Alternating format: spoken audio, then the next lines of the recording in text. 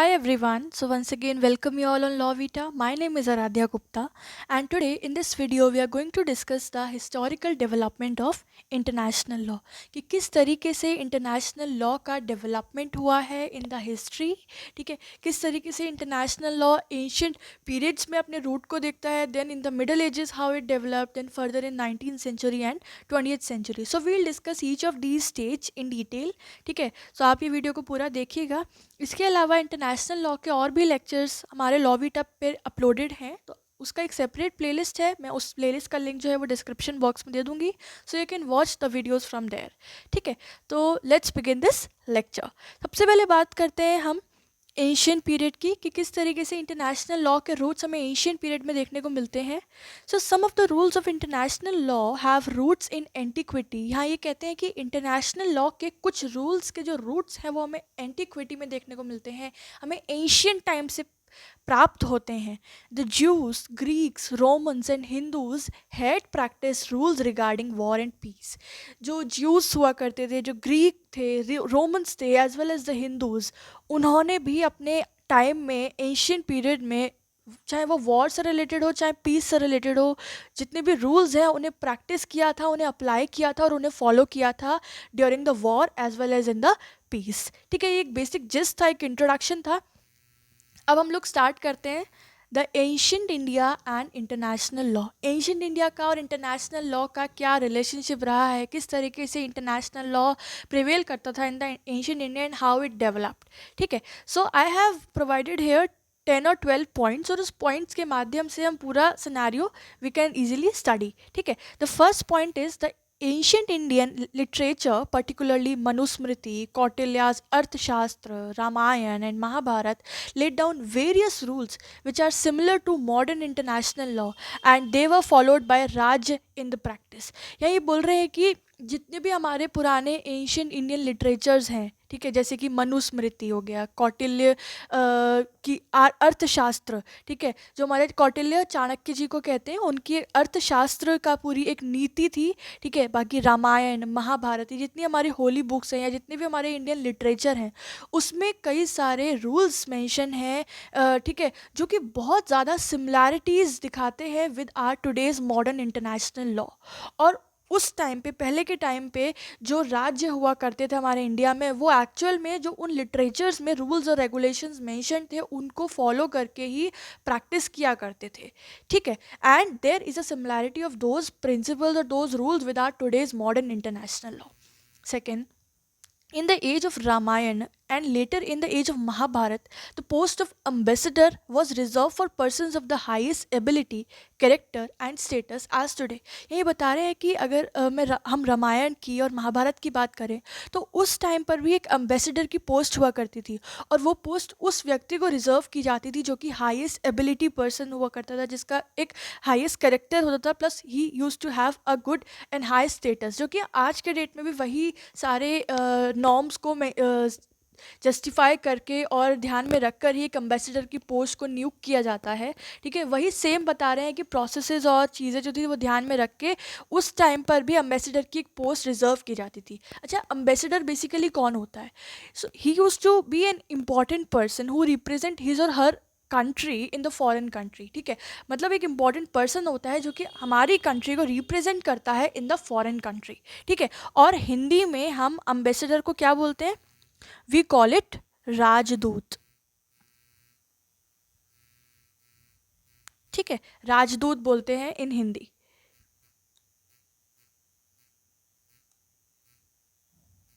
चलिए, let's move further. The दूत was required to perform many functions which are identical to modern international law. और जो जो दूत होते थे जो हमारी कंट्री को फॉरेन कंट्री में रिप्रेजेंट करते थे, उस टाइम पे महाभारत रामायण के टाइम पे जो उनके फंक्शंस होते थे, तो अगर हम उसको सिमिलैरिटीज़ मैच करें तो बहुत ज़्यादा आइडेंटिकल है वो हमारे आज के मॉडर्न इंटरनेशनल लॉ से. There he had to communicate with the host state, maintain the treaties, make friends and seek information etc.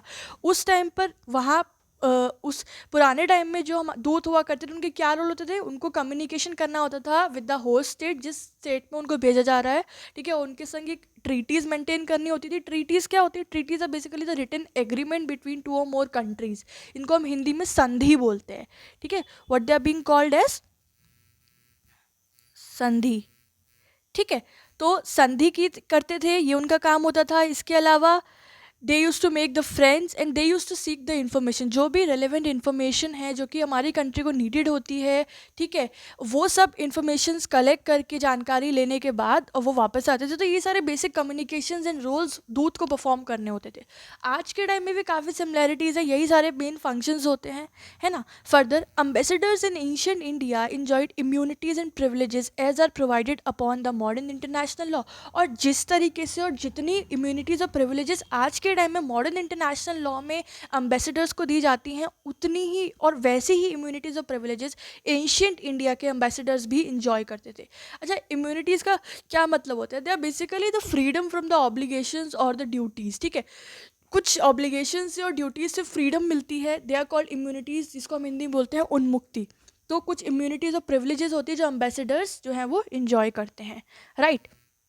Further, the acquisition of territory through annexation was very common in ancient India. Ancient India की बात करें तो उस वक्त जो territory को acquire करने का जो प्रोसेस होता था वो अनेक्सेशन से किया जाता था, वो बहुत कॉमन था। अनेक्सेशन में बेसिकली क्या होता है, एक फॉर्मल एक्ट होता है, एक एडमिनिस्ट्रेटिव एक्ट होता है, जिसमें क्या बोलते हैं, असाइनिंग दो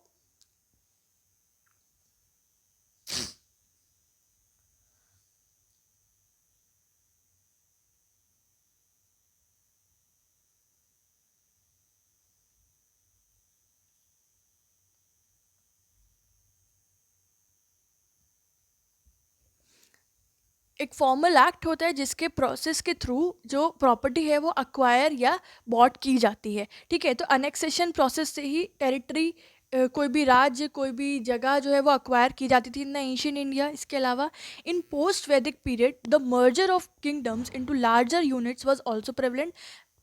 पोस्ट वैदिक पीरियड में भी जो किंगडम्स का मर्जर था कि अलग अलग जो किंगडम्स होते थे वो काफ़ी सारे छोटे छोटे किंगडम्स आपस में मर्ज करके आपस में जॉइन होके एक लार्ज यूनिट फॉर्मुलेट करते थे।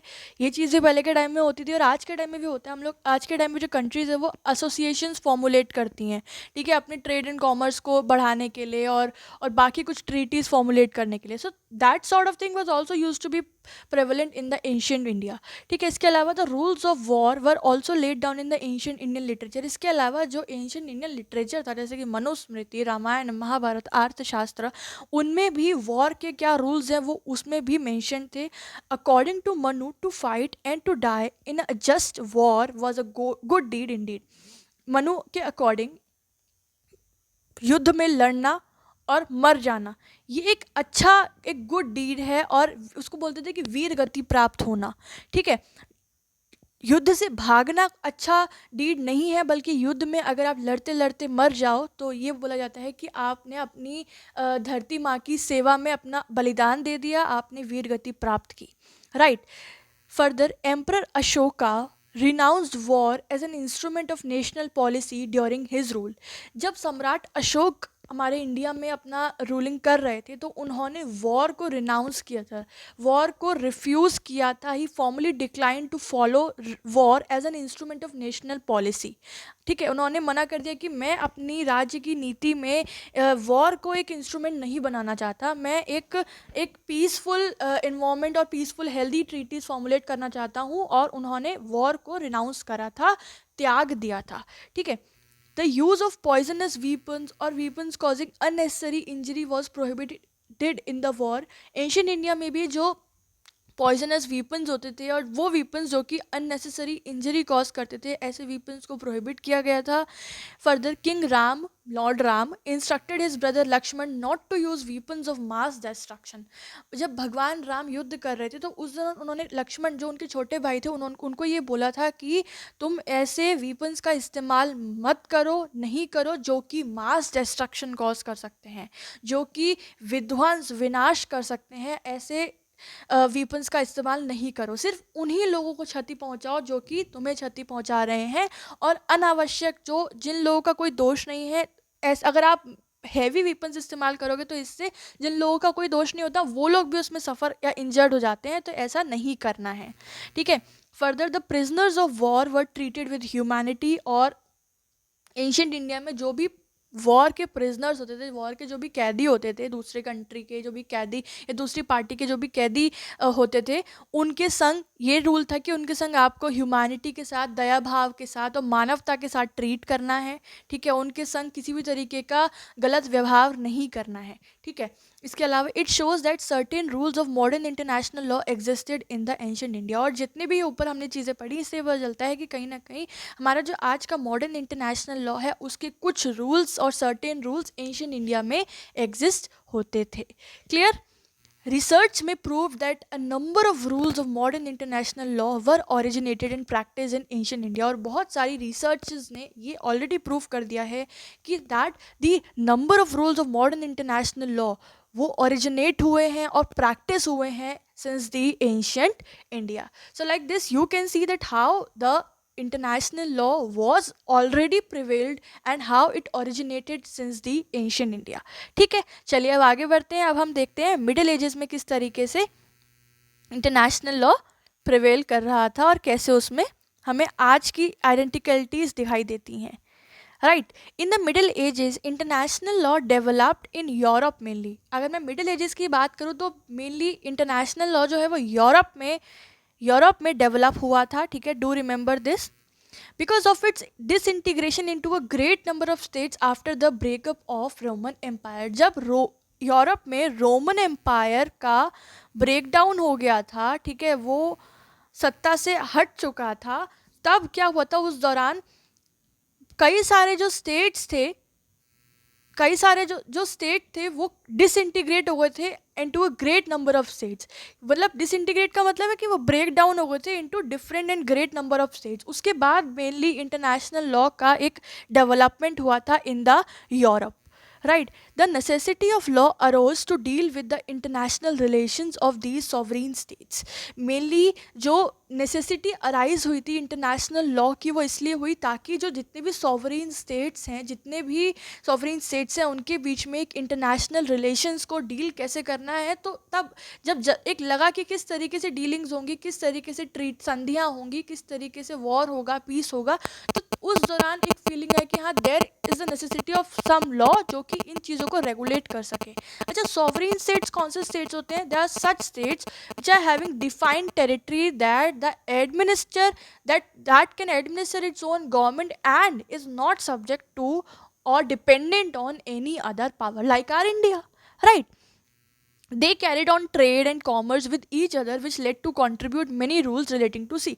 अब अलग अलग जो सॉवरेन स्टेट्स थे वो एक दूसरे के संग ट्रेड कॉमर्स करते थे, ठीक है, पूरा। तो वहाँ पर बहुत सारे जैसे और पहले के टाइम में बाय एयर कम होता था, जो भी इंपोर्ट एक्सपोर्ट था वो थ्रू सी होता था। तो अब जब आप सी से ट्रेड एंड कॉमर्स कर रहे हो तो कुछ उसके नियम, कायदे, कानून, रूल्स, लॉज होने चाहिए। तो वो रूल्स जो हैं उनकी ज़रूरत फील होने लगी और इस तरीके से एक origination हुआ of the international law. In order to protect the trade and trading citizens, leagues and associations were established. और ट्रेडिंग को प्रोटेक्ट करने के लिए और पीसफुली उसको इन्हांस करने के लिए क्या करा था कि लीग्स बनाए गए थे, एसोसिएशंस बनाए गए थे जो कि इन चीज़ों को रेगुलेट कर सके और इसके रूल्स एंड लॉज फॉर्मुलेट कर सके। लीग या association basically group of people होता है जो कि इसके ऊपर काम करता है, रेगुलेट करता है।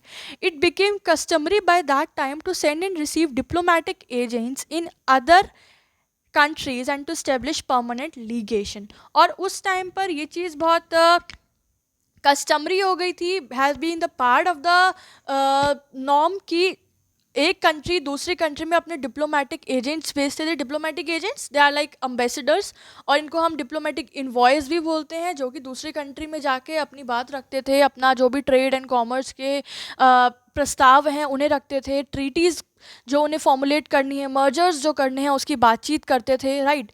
Rules concerning inviolability and extra territoriality of foreign envoys gradually grew up, जो भी किस क्या क्या आपकी बाउंड्रीज़ की लिमिट्स हैं, ठीक है, किस तरीके से ट्रेड एंड कॉमर्स होना है, ठीक है, वो सारे रूल्स एंड रेगुलेशंस धीरे धीरे बनने लगे और बढ़ते चले गए, right. These and many other factors led to develop international law in the middle ages. और ये जितने भी हम बात कर रहे हैं, जितनी भी कि किस तरीके से ट्रेड एंड कॉमर्स बढ़ने लगा, किस तरीके से डिप्लोमेटिक एजेंट्स भेजे जाते थे, तो ये सारी चीज़ें, ये सारे फैक्टर्स ने कहीं ना कहीं इंटरनेशनल लॉ को इन द मिडिल एजेस डेवलप किया था. ठीक है, तो आपको समझ में आ रही होंगी चीज़ें, आई होप. अब ग्रोशियस कौन है? Let's read it. Many jurists in the field of law of nation came to be known by that time. The most important amongst them was Hugo Grotius. उस टाइम तक अलग अलग Nations के बहुत सारे जूरिस्ट जो थे, जो इंटरनेशनल लॉ के ऊपर काम करते हैं, वो लोग सामने निकल के आए, वो लोग अपनी स्टडीज़ दिखाते थे और अपने इसकी रिसर्च करते थे. और उन सब में जो एक मोस्ट इम्पॉर्टेंट जूरिस्ट थे, he was Hugo Grotius. Hugo Grotius का नाम इंटरनेशनल लॉ में एक बहुत ही महत्वपूर्ण नाम था और आज भी है. इन 1625 he wrote his famous book day jaw बेले Ac Passes Librae I, with which he laid the foundation of international law. 1625 में हुगो ग्रोशियस ने एक फेमस बुक लिखी थी, ठीक है, और इस बुक ने एक तरीके से इंटरनेशनल लॉ का फाउंडेशन लेड डाउन किया था. And because of his immense contribution he is called the father of the law of nation. और उनके इस इमेंस कॉन्ट्रीब्यूशन की वजह से इन द इंटरनेशनल लॉ, ही उनको आज की डेट में father of law of Nations या फादर ऑफ इंटरनेशनल लॉ भी कहा जाता है. क्लियर? अब आपको समझ में आ गया हुगो ग्रोशियस कौन थे, उन्होंने अपना क्या कॉन्ट्रीब्यूशन दिया था, राइट. Let's move further. अब now there are 3 schools of international law. 3 schools है हुगो ग्रोशियस के. So let's read that. After Hugo Grotius in 17th and 18th centuries 3 schools relating to science of international law emerged. 3 schools emerge हुए थे. कौन कौन से थे वो? First naturalist, positivist and Grotians. ठीक है, नेचुरलिस्ट कौन से थे? Authors who believed that international law is based on the law of nature, that is on reasons, were known as naturalists. वो authors, वो jurists जो कि इंटरनेशनल लॉ में बिलीव करते थे, वो इंटरनेशनल लॉ जो कि लॉ ऑफ नेचर के ऊपर बेस्ड है. लॉ ऑफ नेचर से क्या मतलब है? लॉ ऑफ नेचर से मतलब है जो कि रीजनिंग पे बेस्ड, जो कि फेयरनेस पे बेस्ड है, जो कि मैं हिंदी में कहूँ जो कि युक्ति पे बेस्ड है, लॉजिकल थिंकिंग पे बेस्ड है. तो उन ऑथर्स को, उन बिलीवर्स को कहते थे हम नेचुरलिस्ट. ठीक है, जो कि किस पे बिलीव करते थे? They use to believe in the law of nature that is on reason, right. Natural law consist of the human rules, legal and moral. Natural law के अंदर दोनों तरह के रूल्स आ जाते हैं, लीगल रूल्स भी इंक्लूड होते हैं, मॉरल रूल्स भी इंक्लूड होते हैं. According to them rules of natural law was the only source of international law. उनके अकॉर्डिंग जो नेचुरल लॉ के रूल्स हैं वो ओनली सोर्स हैं of international law. Do remember, naturalist के अकॉर्डिंग जो नेचुरल लॉ के रूल्स है, they are the only source of international law.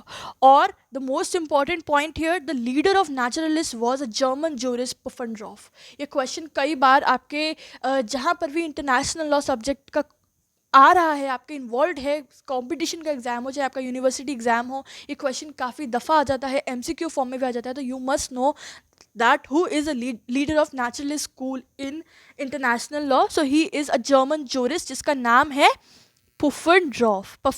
ठीक है, do remember this. Further, next school है हमारा positivist school. So the authors who believe that rules of international law derive from customs and international treaties were known as positivists. तो ये वो authors थे जो कि बिलीव करते थे कि इंटरनेशनल लॉ डिराइव हुआ है कस्टम से, इंटरनेशनल लॉ डिराइव हुआ है इंटरनेशनल ट्रीटीज से. ठीक है, and thus they were known as positivist. तो naturalist used to believe in what? They used to believe in reason, the law of nature, and positivists used to believe in the customs and international treaties.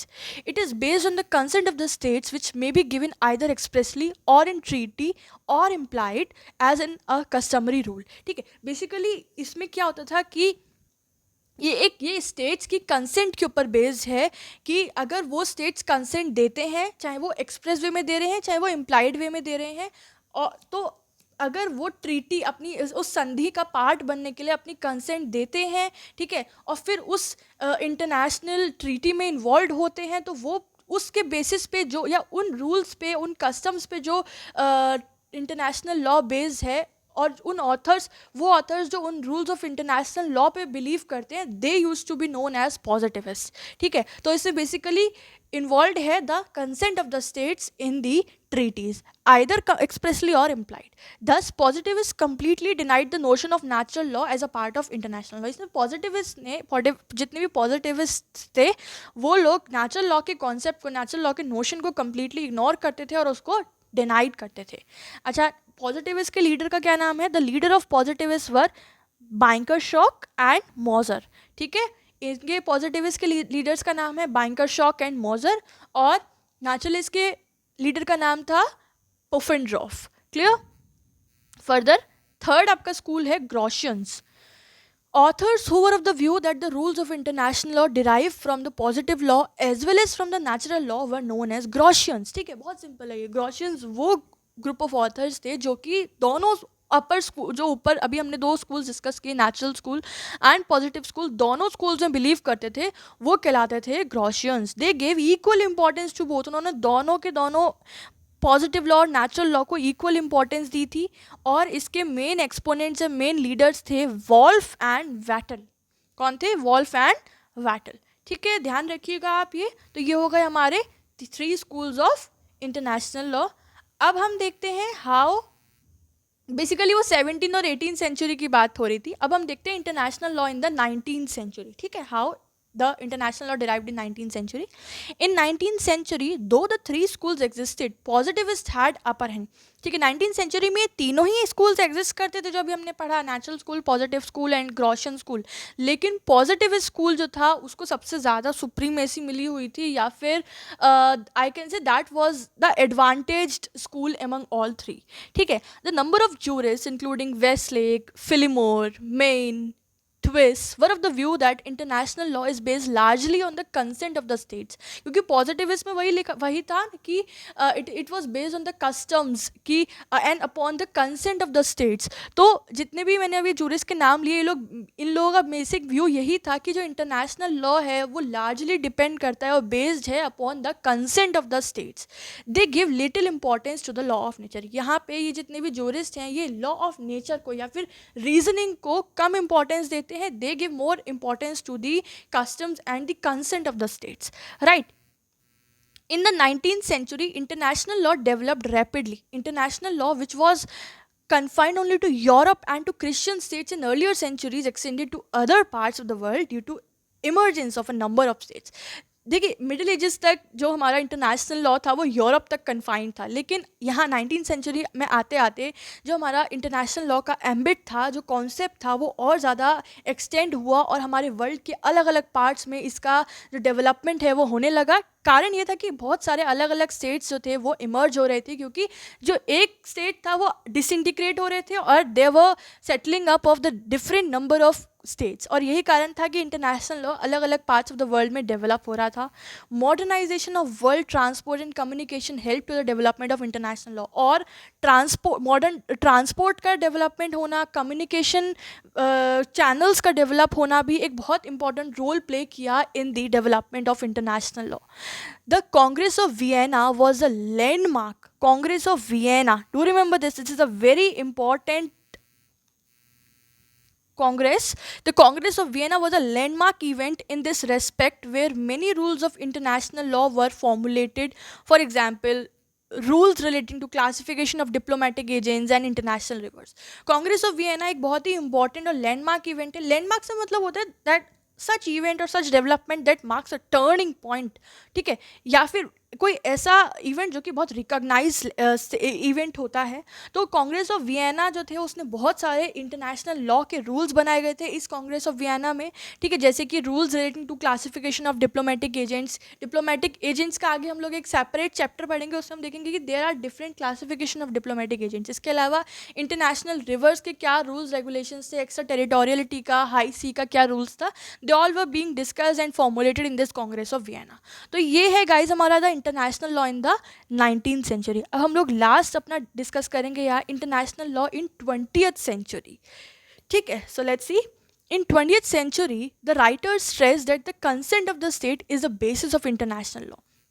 19th century में भी almost यही बात की गई थी, और यहाँ पर भी 20th सेंचुरी के जो भी राइटर्स थे उन्होंने इस चीज़ पे स्ट्रेस किया कि जो कंसेंट होती है स्टेट्स की, जो भी कंसेंट होती है स्टेट्स की, वो बेसिस होता है ऑफ इंटरनेशनल लॉ, कि स्टेट्स ने क्या कंसेंट दी है, किस तरीके से कंसेंट दिया upon the treaties, upon the mergers, upon the acquisition, और उस पर ही इंटरनेशनल लॉ बेस करता है एंड डेवलप होता है. दे emphasize that the rules of international law derive from customs and treaties. उन्होंने ये बोला कि जो इंटरनेशनल लॉ है वो कस्टम से और ट्रीटी से डिराइव होता है, जो कि बात हमें पॉजिटिव स्कूल बताता है, right. However they also recognise that reason and justice are also important. देखो, मेन फोकस और मेन स्ट्रेस तो उन्होंने कंसेंट एंड ट्रीटी पे, मतलब पॉजिटिविस्ट लॉ पे दिया था, लेकिन साथ साथ उन्होंने ये भी बोला they also recognise that reason and justice are also important. इसके साथ साथ उन्होंने नेचुरल लॉ को, जो कि लॉ ऑफ नेचर, रीजन पे, जस्टिस पे बेस्ड था, उसको भी इंपॉर्टेंस दी. बोली कि इन्होंने भी एक रोल प्ले किया है और हम इसे भी इग्नोर नहीं कर सकते. International courts and tribunals recognise these factors in their decisions. और इंटरनेशनल कोर्ट्स जो भी थी, ट्रिब्यूनल्स, उन्होंने भी इन फैक्टर्स को अपने डिसीजंस में रिकॉग्नाइज किया कि हाँ, these all are the factors which are the main reason और factors which develop the international law, right.